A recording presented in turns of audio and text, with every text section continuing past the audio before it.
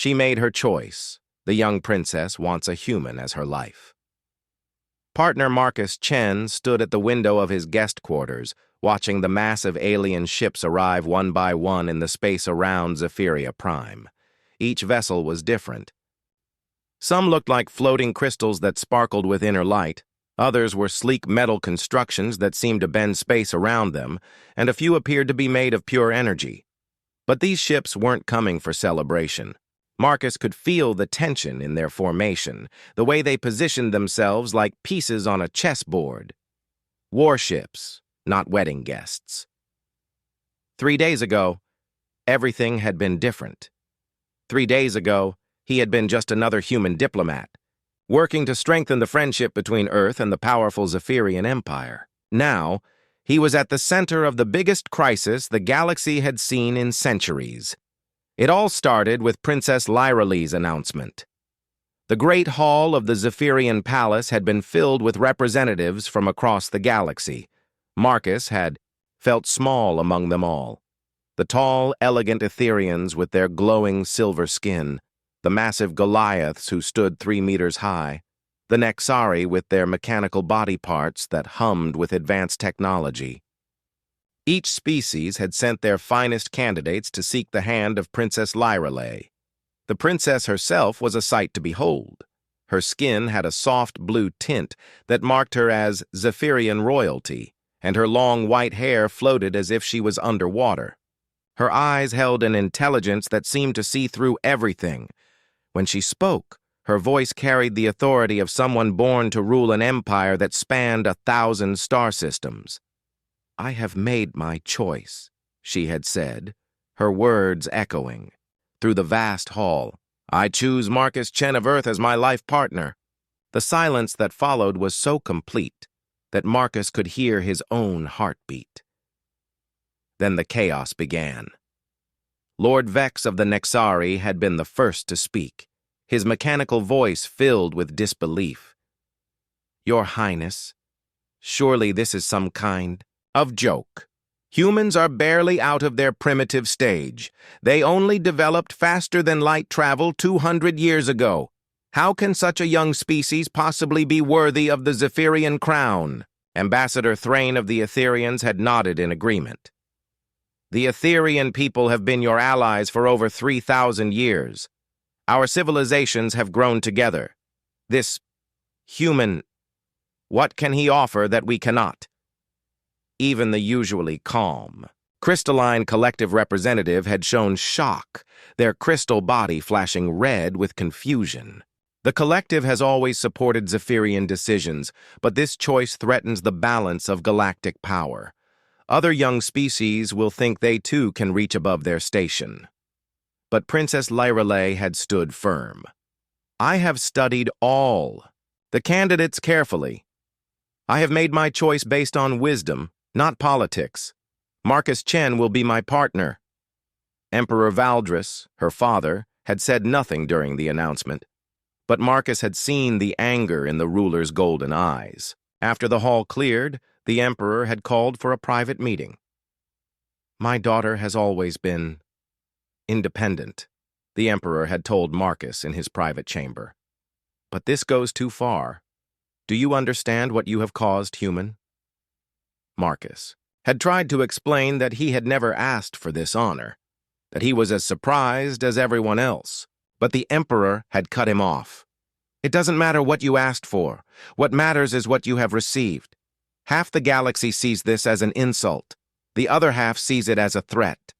Some of my oldest allies are already pulling their fleets back to their home systems. Others are demanding I reject my daughter's choice and choose a more suitable candidate." That had been 3 days ago. Since then, the situation had only gotten worse. Marcus turned away from the window as the door to his quarters opened. Princess Lyralee entered, but she looked different from the confident ruler who had made her announcement. Her usually perfect hair was messy and there were dark circles under her eyes. "You look tired, Your Highness," Marcus said. "Please call me Lyralee. If we are to be partners, we should at least use each other's names." She sat down heavily in one of the chairs. And yes, I am tired. I have spent the last 3 days in meetings with angry advisors, disappointed allies, and a father who thinks I have lost my mind. Have you? Marcus asked quietly. Lost your mind, I mean. Lyrelai looked at him with surprise, then laughed. The first genuine laugh Marcus had heard from her. Many people are asking that question. My royal guard whispers about it when they think I cannot hear. 3 of my advisors have resigned. Even my childhood friend, Lady Sarah, told me I was making the biggest mistake in Zephyrian history. Then why? Marcus asked. Why choose me? You could have anyone. Beings who live for thousands of years, who have powers I cannot even understand, who come from civilizations that make Earth look like a small village. Lyrelai was quiet for a long moment. When she spoke, her voice was soft but certain. Do you know what I have learned about humans in my studies, Marcus? That we're young and weak. That you grow. She stood and walked to the window, looking out at the gathering fleets. Every other species in this galaxy reached a point where they stopped changing. The Nexari perfected their technology and then maintained it for millennia without real innovation. The Etherians developed their psychic powers and then spent centuries just refining what they already had. Even my own people built this great empire and then spent thousands of years just keeping it the same. She turned back to Marcus. But humans. In just 200 years since first contact, you have made advances that took other species thousands of years to achieve. You don't just adapt to problems, you transform because of them.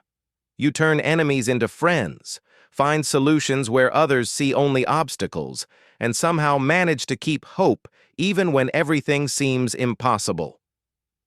Marcus felt a chill run down his spine. You're gambling the future of your empire on potential.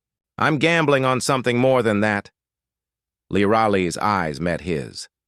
I'm gambling on the one species in this galaxy that never stops trying to become better. A soft chime interrupted them. Marcus's communication device was receiving an urgent message. He activated it, and a hologram of Admiral Jang, Earth's highest military commander, appeared. Marcus, we're receiving reports of fleet movements throughout the galaxy. Some of the larger civilizations are positioning their forces near neutral zones. Earth's government wants to know, should we prepare for the possibility of war? Marcus looked at Lyrelai, who nodded grimly. Admiral, Marcus said, I think we need to prepare for more than just the possibility. As the hologram faded, both Marcus and Lyrelai returned to the window.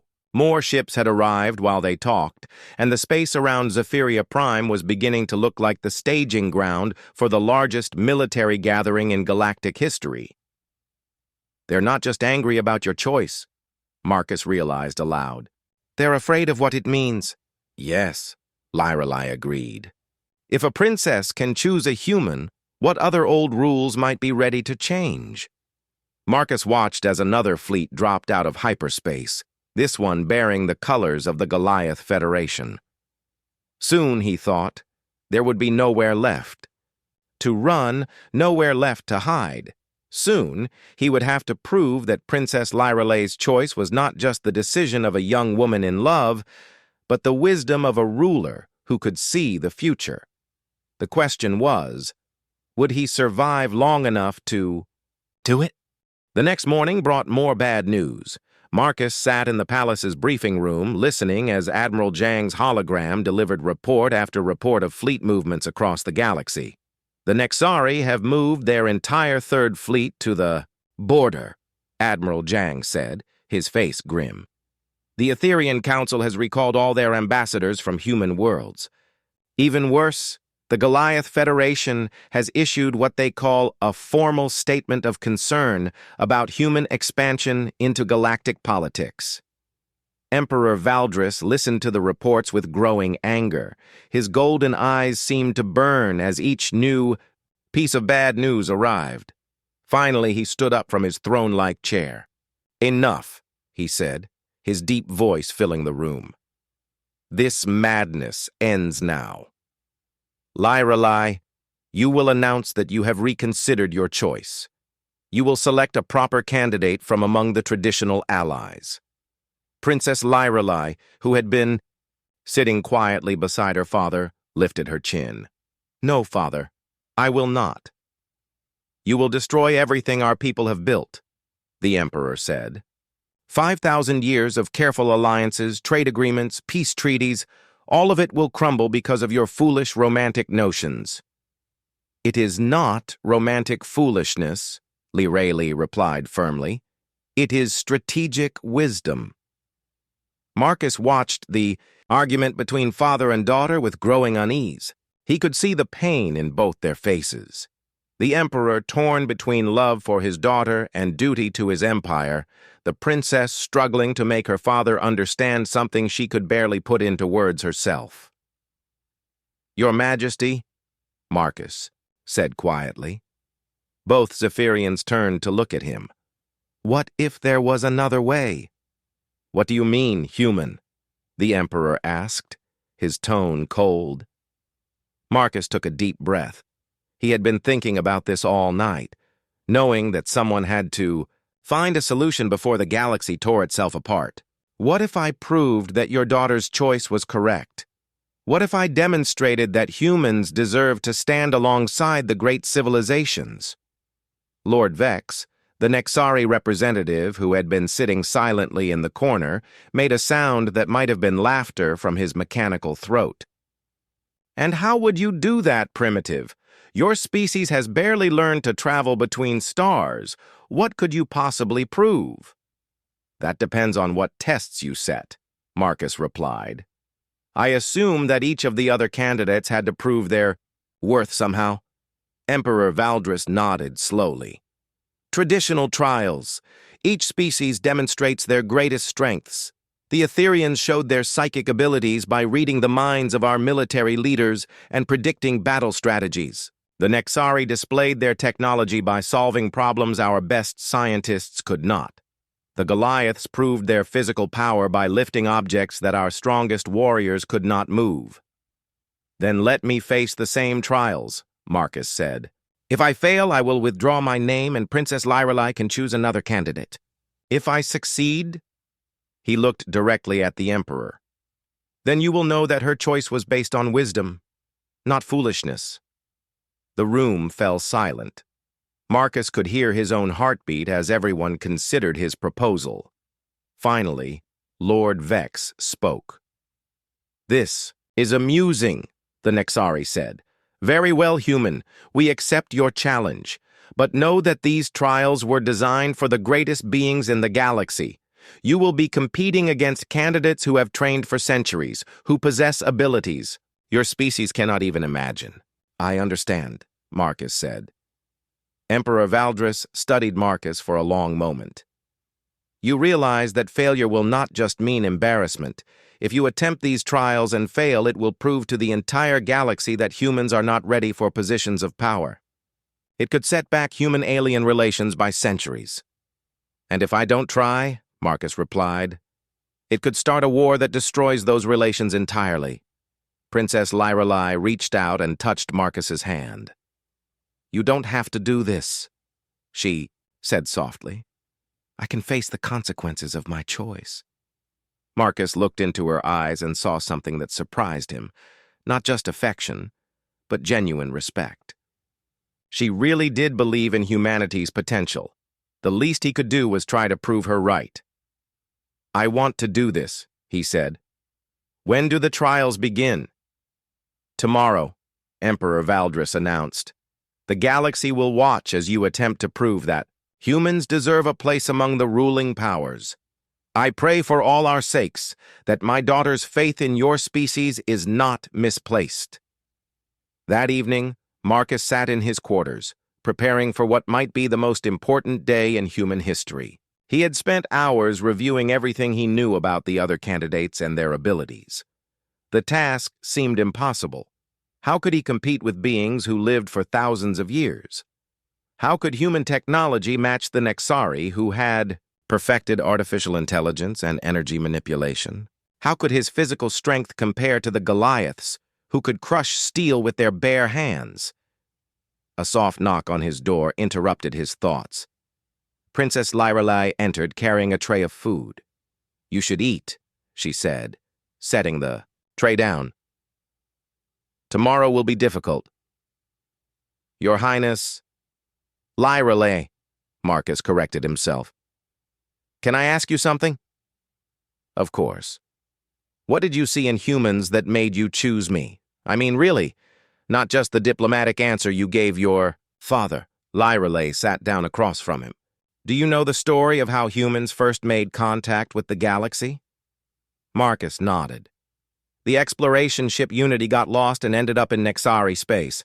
Captain Rodriguez managed to negotiate safe passage home even though the Nexari had never seen humans before." "Yes. But do you know what impressed the Nexari most about that encounter? Our technology was primitive compared to theirs. I assumed they were just curious about a new species." "No," Lyrelei said, smiling.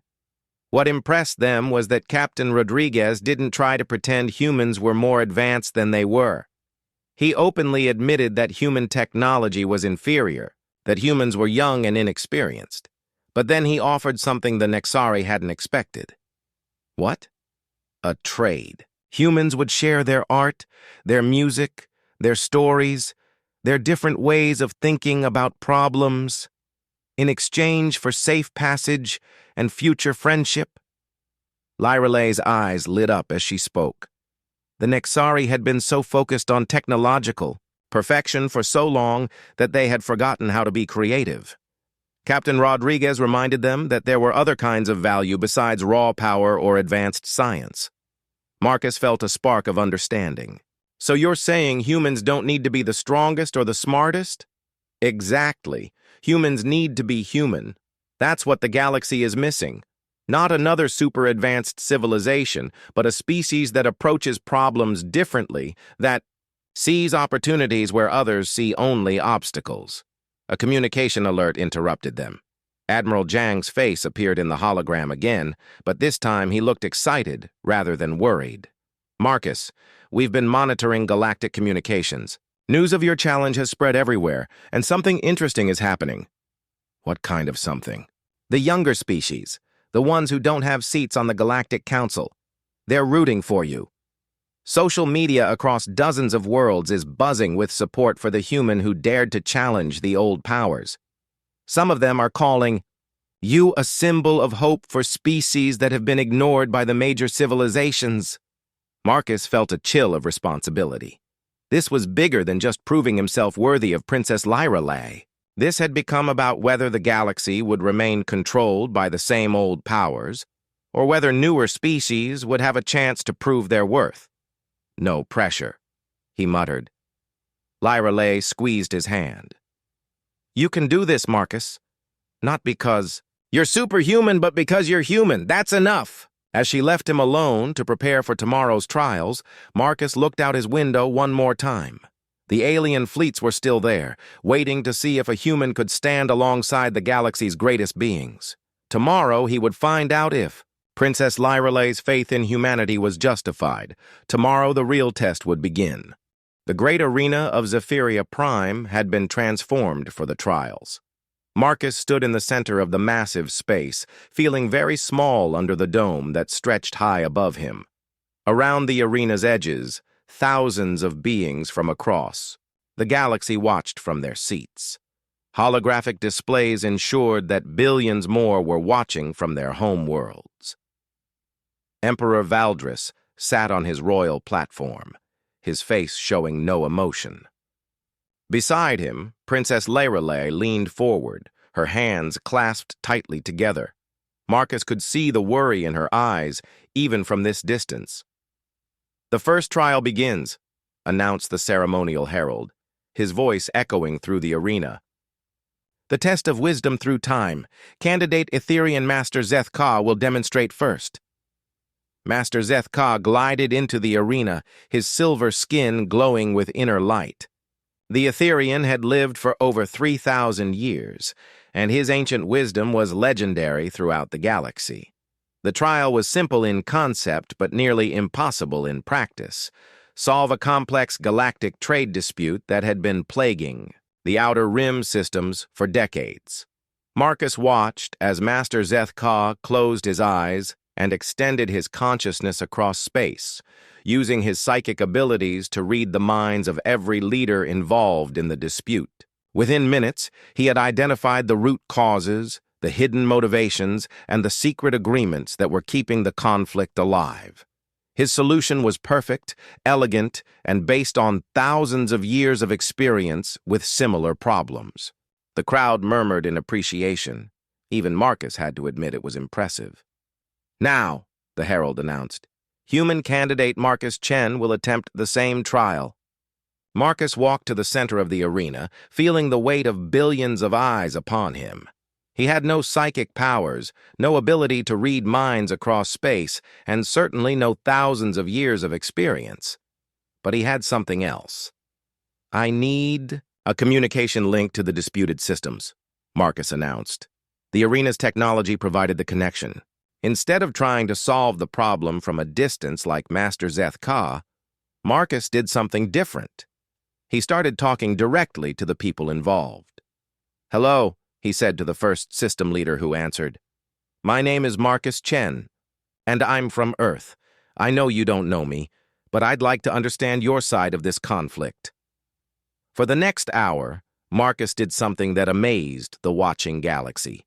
He talked to farmers, traders, miners, and ordinary citizens from all the disputed systems. He didn't try to read their minds. He simply listened to their stories. He asked about their families, their hopes, their fears. What he discovered was that the conflict wasn't really about trade routes or mining rights. It was about people who felt forgotten by their own governments, who felt like no one cared about their problems. Marcus's solution was different from Master Zeth-Ka's perfect legal framework. Instead, Marcus proposed something simpler, regular. Communication between the systems, cultural exchange programs, and trade agreements that directly benefited the ordinary people rather than just the governments. "But this solution is not optimal," Lord Vex observed from the judge's platform. "It leaves room for future disputes." "Yes," Marcus agreed, "but it also leaves room for future friendship. Master Zeth-Ka's solution would end the conflict forever. My solution might let these people become allies instead of just neighbors who aren't fighting." The arena fell silent as the judges considered this. Finally, Emperor Valdris spoke. "Both solutions are acceptable. The trial continues." The second trial was the test of innovation. The Nexari candidate, a being called Unit Prime, demonstrated by solving mathematical problems that would take human computers years to calculate. His cybernetic brain processed information at speeds that defied comprehension. When Marcus's turn came, he was given the same impossible mathematical challenges. But instead of trying to compete with Unit Prime's processing power, Marcus did something unexpected. "I can't solve these problems," he announced to the arena. "My brain isn't fast enough, and I don't have the right implants." The crowd began to murmur. Some sounded disappointed, others amused, but Marcus continued. "However, I can do something else." He activated his communication device. "I'm sending these problems to Earth, where they'll be distributed to human, mathematicians, students, and even children who enjoy puzzles. I'm also sending them to our AI systems, but more importantly, I'm asking human minds to work together on them." "This is cheating," Unit Prime declared. "The trial is for individual capability." "Is it?" Marcus asked. "Because the problems you solved, they were created by teams of Nexari working together over centuries. The difference is that my team is working together right now, in real time. Within 30 minutes, solutions began coming back from Earth. Not just solutions, but multiple different approaches to each problem. Human mathematicians had found new ways to think about the challenges that even the Nexari hadn't considered. "Fascinating," Unit Prime admitted.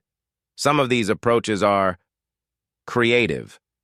Inefficient, but creative." "That's the point," Marcus said. "Humans don't always find the fastest solution, but we often find solutions that no one else thought to. Look for The final trial was the test of strength, and this was the one Marcus feared most. His opponent was Korath the Unbreakable, a Goliath warrior who stood 3 meters tall and could crush stone with his bare hands. "This is where your human fails," Korath announced, his voice like rolling thunder. "I have trained for 2 centuries. I have never been defeated in combat. What can your weak species possibly do against true strength?" Marcus looked up at the massive warrior and felt fear, but also something else: determination. "You're right," he said. "I can't match your strength. But this isn't just about strength, is it? It's about proving worth." The combat began, and Marcus immediately proved that he couldn't match Korath's physical power. The Goliath's first swing would have ended the fight if it had connected, but Marcus wasn't there. He had rolled aside, using the arena's environment to stay mobile. For 20 minutes, Marcus ran, dodged, and used every trick he could think of. He couldn't hurt Korath, but he didn't need to. Instead, he studied his opponent, looking for patterns, weaknesses, anything he could use. Finally, Marcus saw his chance. Korath, growing frustrated with chasing his smaller opponent, charged with all his strength at what he thought was a cornered Marcus. But Marcus had positioned himself carefully. At the last second, he stepped aside, and Korath's own momentum carried him into the arena wall. As the stunned Goliath struggled to get up, Marcus could have attacked. Instead, he offered his hand to help Korath stand. "Why?" Korath asked, confused.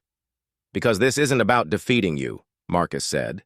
"It's about showing that there are different kinds of strength. You're stronger than me, but I'm faster. You have more experience, but I adapt quicker. We both have value." Korath stared at Marcus for a long moment, then took his offered hand. "You fight with honor, small one. I withdraw my objection to your candidacy." The arena erupted in noise, some cheering, some arguing, all amazed by what they had witnessed. Princess Lyrelei was on her feet, her face shining with pride and joy. But Emperor Valdris raised his hand for silence. "The trials are complete," he announced. "The human has proven that his species possesses wisdom, innovation, and strength, though not in the ways we expected. However, before any final decision is made, we must address the real crisis." As if summoned by his words, alarms began blaring throughout the arena. Emergency lights flashed as a new hologram appeared above the arena floor, Admiral Zhang, but his face was pale with fear. "Emperor Valdris, Princess Lyrelei, Marcus, we have a problem. Long-range sensors have detected something coming from the edge of the galaxy, something that's destroying everything in its path. The outer rim colonies have gone silent. Whatever it is, it will reach the core systems within days." The trials suddenly seemed unimportant. Marcus looked around the arena at the representatives of the galaxy's greatest civilizations and saw the same fear in all their faces. The real test was about to begin. The emergency meeting took place in the palace's war room, a vast chamber filled with holographic displays showing the galaxy's defensive positions. Marcus sat at the strategy table, still finding it hard to believe he was there alongside the leaders of the most powerful civilizations in known space. Admiral Zhang's image flickered as he delivered the latest reports. "We've lost contact with 17 outer rim systems in the past 6 hours. The last transmission we received showed..." He paused, his face grim. "It's unlike anything we've ever seen." The hologram changed to show the final images from Colony. Station Omega-7. Marcus watched in horror as dark shapes moved through space, seeming to absorb light itself. Whatever touched them simply vanished. Ships, stations, even asteroids disappeared as if they had never existed. "The Devourers," whispered Master Zethka, his usually calm voice shaking. "The ancient legends spoke of them, but we thought they were just stories." Lord Vex's mechanical voice was unusually quiet. The Nexari archives contain references to such entities. They appeared once before, thousands of years ago, during the time of the First Galactic War. Entire civilizations vanished. Overnight. How were they stopped before? Emperor Valdris asked. They weren't, Unit Prime answered, accessing his vast databanks. The historical records suggest they simply left. No one knows why. Korath slammed his massive fist on the table. Then, we fight them. Gather all our fleets. Use our strongest weapons. We tried that, Admiral Zhang said quietly. The Nexari Third Fleet engaged them at the Kepler system. Their most advanced weapons had no effect. The Devourers seemed to learn. From each attack, adapting instantly. Within minutes, the entire fleet was gone. The room fell silent. Marcus looked around at the faces of beings who had ruled the galaxy for millennia and saw something he had never expected to see. Fear. Complete, helpless fear. What about the Etherian psychic abilities? Princess Lyreley asked. Can you reach into their minds? Understand what they want? Master Zethka shook his head slowly. I tried, Your Highness. There is nothing there. No thoughts, no emotions, no consciousness as we understand it. They are like a force of nature, a cosmic storm that devours everything in its path. The crystalline collective's defensive shields, Emperor Valdris suggested. Already tested, the crystal representative replied, their form flashing red with distress. Our strongest barriers lasted exactly 4.7 seconds before being consumed. Marcus listened to the reports with growing unease. Every traditional approach had failed. The galaxy's greatest civilizations, with all their advanced technology and ancient wisdom, were powerless against this threat. What if we evacuated? Someone suggested. Moved all populations to the far side of the galaxy? Impossible, Unit Prime calculated. Based on their current speed and expansion pattern, they will consume the entire galaxy within 37 days. There is nowhere to run. As the discussion continued, Marcus found himself thinking about the trials he had just completed. He had succeeded not by being stronger or smarter than his opponents, but by approaching problems differently. What if the same principle applied here? May I ask a question? Marcus said quietly. The room turned to look at him. He could see the doubt in their eyes. What could a human contribute when the galaxy's greatest minds were stumped? You said the Devourers adapt to any attack instantly, Marcus continued. What exactly does that mean? Admiral Zhang brought up the tactical recordings. Watch this. The Nexari used plasma cannons. The Devourers absorbed the energy and became immune to all plasma-based weapons. Then energy beams, same result. Even physical projectiles were analyzed and countered within seconds. Marcus studied the recordings carefully. They're learning from each attack method. But what if we didn't attack them the same way? Every time? What do you mean? Lord Vex asked. Every species here fights the same way they've always fought, Marcus explained. The Nexari use their advanced technology. The Etherians rely on psychic powers. The Goliaths use brute force. But what if we combined all these approaches in ways that constantly change? Unit Prime's optical sensors focused on Marcus. Explain. Marcus stood up and walked to the holographic display. Look at their behavior pattern. They encounter an attack, analyze it, adapt to it, then become immune. But what if we hit them with Nexari technology, then immediately follow with Etherian psychic attacks, then Goliath physical force, then something completely different, not giving them time to fully adapt to any one approach? Interesting, Master Zethka mused. But coordination between our different military doctrines would be extremely difficult. Our species have fought separately for millennia. That's exactly why it might work, Marcus said, excitement growing in his voice. The Devourers have probably faced individual civilizations before, but have they ever faced all the galaxy's species working together as one unified force? Emperor Valdris leaned forward. You're suggesting we create a combined fleet with joint command structure? More than that, Marcus said. I'm suggesting we create something that's never existed before, a truly integrated military force that uses each species' strengths to cover the other's weaknesses. Nexari technology managed by Etherian intuition, powered by crystalline energy sources, and deployed with Goliath courage and human adaptability. The room was quiet as everyone considered this unprecedented idea. Finally, Korath spoke up. Who would command such a force? No species would accept orders from another's leaders. Marcus felt everyone's eyes turn to him, and suddenly he understood what Princess Lyrelai had seen in humans all along. I'll do it, he said quietly. You? Lord, Vex's voice was incredulous. You're not even a military officer. No, but I'm not bound by any single military tradition either, Marcus replied. I don't have preconceptions about how each species should fight. I can see possibilities that you might miss because you're too close to your own methods. This is madness, someone muttered. But Princess Lyrelai stood up. No, she said firmly. This is exactly what we need. Marcus! You've proven you can bring out the best in different species working together. The trials showed that.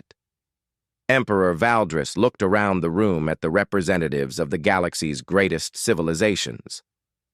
We're out of conventional options. The Devourers will be here within days. We either try something unprecedented, or we prepare to face extinction. One by one, the leaders began to nod. Even Lord Vex finally agreed. The Nexari will place our fleets under human command. May whatever gods still watch over us have mercy on our circuits. Over the next 18 hours, something incredible happened. Military forces that had been enemies for centuries began working together. Nexari engineers integrated their weapons with crystalline power cores. Etherian navigators used their psychic abilities to coordinate with Goliath assault troops. Human tacticians worked alongside ancient alien strategists to create battle plans that no single species could have conceived. Marcus found himself at the center of it all, coordinating between species that barely understood each other. It was exhausting, overwhelming, and absolutely terrifying, but it was also working. Fleet command to all ships, Marcus announced, as the combined armada moved to intercept the Devourers at the Rigel system. Remember, we don't fight like any single species today. We fight like something new, something they've never seen before. Through the view screen, Marcus could see the approaching darkness that was consuming everything in its path. Soon, they would discover whether Princess Lyrelai's faith in human potential could save the galaxy. The real battle was about to begin. The battle began at exactly 0800 Galactic Standard Time. Marcus stood on the bridge of the combined fleet's command ship, watching as thousands of vessels from dozens of species moved into formation around the Rigel system. Never before in Galactic history had so many different civilizations fought side by side. Devourers detected at the edge of the system, announced Lieutenant Commander Sarah Park, one of the human officers who had joined the fleet. They're moving in their usual pattern, straight line, consuming everything in their path. Through the main view screen, Marcus could see them coming. The Devourers looked like tears in space itself, dark shapes that seemed to absorb not just light, but reality around them. As they approached, asteroids, space dust, even starlight simply vanished. All ships, remember the plan, Marcus broadcast to the fleet. We hit them with everything we have, but never the same way twice. Keep them guessing, keep them adapting, never let them lock onto one defense pattern. The first wave began with Nexari plasma cannons, their bright blue beams lancing out across space. For a moment, the weapons seemed to have an effect. Several Devourers slowed their advance. But then, as expected, they began to adapt. Wave 2 now, Marcus commanded. Immediately, Etherian ships unleashed psychic attacks, trying to disrupt whatever passed for consciousness in the creatures. The Devourers writhed, their dark forms shifting as they processed this new threat. Before they could fully adapt, crystalline collective vessels fired their harmonic resonance weapons, followed instantly by Goliath kinetic bombardment. Each attack was different, each requiring the Devourers to shift their defenses. For the first few minutes, the strategy seemed to work. The Devourers' advance slowed as they struggled to adapt to the constantly changing attacks. But Marcus could see they were learning faster with each wave. "Sir," called out Master Zethka from his position at the psychic coordination station, "I'm detecting something unusual. The Devourers aren't just adapting to our weapons, they're trying to communicate." Communicate? Marcus turned to look at the Etherean. What kind of communication? Images, concepts. It's very primitive, but... Master Zethka's silver skin began to glow brighter as he concentrated. "They're showing me something, a test. This is some kind of test." Before Marcus could respond, space around the fleet began to change. The stars shifted, and suddenly they were no longer in the Rigel system. They were in a vast empty space, facing not the chaotic swarm of Devourers, but a single massive entity that pulsed with ancient intelligence. A voice spoke directly into the minds of every being in the fleet, not words, but pure meaning that transcended language barriers. "We are the children of the first ones. We are the final examination." Marcus felt his heart racing as understanding dawned. "You're not trying to destroy the galaxy, you're testing it. Correct, young species. For eons, we have watched civilizations rise and fall. Most fail the test. They achieve great power but remain divided, selfish, unable to grow beyond their individual limitations." The entity's presence filled Marcus's mind with images, civilizations throughout galactic history that had reached great heights only to destroy themselves through war, greed, or stagnation. Those who passed the test earned the right to ascend, to join the first ones in a higher plane of existence beyond the need for physical form. "And those who fail?" Marcus asked, though he dreaded the answer. "Those who fail are recycled. Their worlds are cleansed, their species removed, so that new life may have the chance to evolve and perhaps do better." Around the fleet, Marcus could hear the gasps and cries of fear from thousands of ships. The greatest civilizations in the galaxy had just learned they were facing extinction if they couldn't prove their worth. "What do we need to prove?"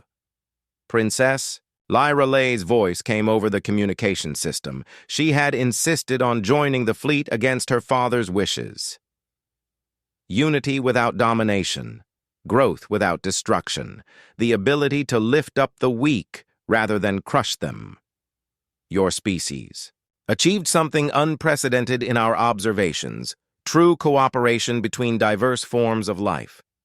Marcus looked around the bridge at the mixed crew, humans working alongside Nexari, Etherians coordinating with crystalline beings, Goliaths taking orders from smaller species.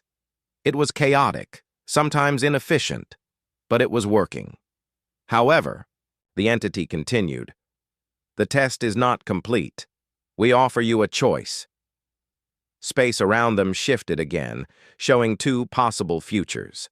In one, the galaxy's civilizations ascended to become beings of pure energy, joining the first ones in exploring realities beyond physical existence. In the other, they remained in their current forms, but were given the responsibility of guiding younger species as they evolved. Those who ascend gain immortality and infinite knowledge. Those who remain must continue to face the struggles of physical existence, disease, death, conflict, uncertainty.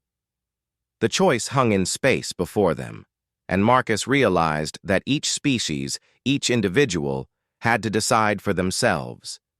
One by one, the ancient civilizations made their choice. The Nexari, who had achieved technological perfection, chose ascension. The Etherians, who had long sought higher consciousness, chose to join the first ones. Even some of the crystalline collective, with their vast lifespans, decided to move beyond physical form, but others chose differently. Korath's voice boomed across the communication channels. The Goliaths choose to remain. There are still battles to fight, still younger species to protect. We are warriors. We belong here. Some of the Zephyrians chose ascension, but Emperor Valdris spoke for those who remained. My people will stay, to guide the Empire toward a better future. When it came time for humanity to choose, Marcus found himself speaking for his entire species. We choose to stay. Not because we're afraid of ascension, but because we believe there's still work to do here. Still species to meet, still problems to solve, still growth to achieve. The entity seemed pleased by this response. Interesting. Most species who pass the test choose ascension. You choose the harder path. Maybe that's what makes us human, Marcus replied. As the test ended and space returned to normal, Marcus found himself back on the command ship with a very different galaxy around him. Some civilizations had vanished, ascending to higher planes. Others remained, but they were changed, united by their shared experience, committed to working together. Princess Lyrelai appeared on his communication screen, her face shining with joy and pride. So, Marcus Chen of Earth, you have proven that humans deserve a place among the galaxy's leaders. Will you still accept my proposal of partnership? Marcus smiled, looking around at the mixed crews on his bridge, at the alliance of species that had chosen to remain and build something better together. I accept, Your Highness, but I think we're going to be too busy building a better galaxy to have a traditional royal wedding. Lyrelai laughed, the sound carrying hope and joy across the communication channels. I wouldn't have it any other way. 6 months later, the wedding of Princess Lyrelai and Marcus Chen was celebrated not just on Zephyria Prime, but on hundreds of worlds across the galaxy. It wasn't just the union of two people, but the symbol of a new age, an age where different species worked together, where young civilizations had mentors to guide them, and where the galaxy continued to grow and evolve rather than stagnate in perfection. Marcus never forgot the lesson of the test. Sometimes the greatest strength isn't in being the best at any one thing, but in bringing out the best in others. As he and Lyrelai worked together to build this new galactic community, they proved that love, cooperation, and the willingness to keep growing could overcome any challenge the universe might present. The galaxy had chosen to remain human in the best sense of the word, imperfect, struggling, but always reaching for something better.